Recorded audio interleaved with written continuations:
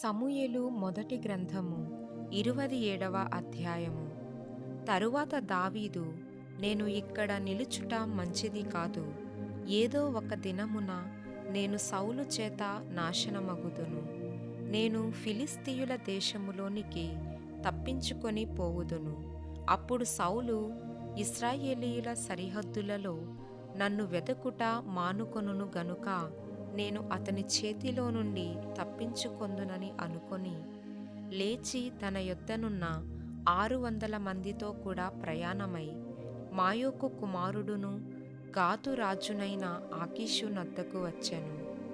దావీదు గాతులో ఆకీషు నద్ద చేరగా అతడును అతని వారందరూను తమ తమ కుటుంబముల సమేతముగా కాపురముండిరి. యెజ్రెయేలీయురాలగు అహీనోయము, నాబాలు భార్యయుండిన కర్మెలీయురాలగు అబీగయీలు అను అతని ఇద్దరి భార్యలు దావీదుతో కూడా ఉండిరి.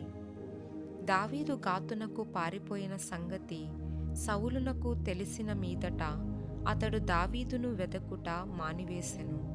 అంతటా దావీదు, రాజపురమందు నీ యొద్ద నీ దాసుడనైన నేను కాపురము చేయనేలా?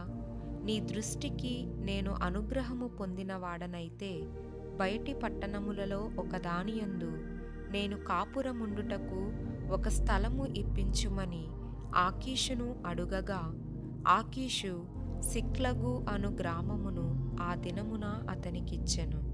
కాబట్టి నేటి వరకు సిక్లగు యూదా రాజుల వశముననున్నది. దావీదు ఫిలిష్తీయుల దేశములో కాపురముండిన కాలమంతా 1 సంవత్సరము 4 నెలలు. అంతలో దావీదును అతని వారును బయలుదేరి గెషూరీయుల మీదను గెజెరీయుల మీదను అమాలేకీయుల మీదను పడిరి.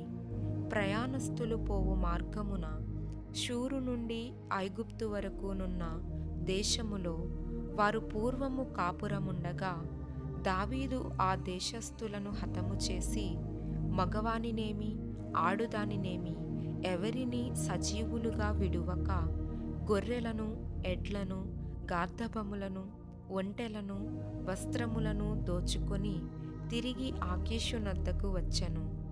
ఆకీషు, ఇప్పుడు మీరు దండెత్తి దేశములో జొరబడితిరా అని దావీదునడుగగా, దావీదు, యూదా దేశమునకును యెరహ్మెయేలీయుల దేశమునకును కేనీయుల దేశమునకును దక్షిణముగా మేము ఒక ప్రదేశములో జొరబడితిమనెను. అలాగున దావీదు చేయుచూ వచ్చెను.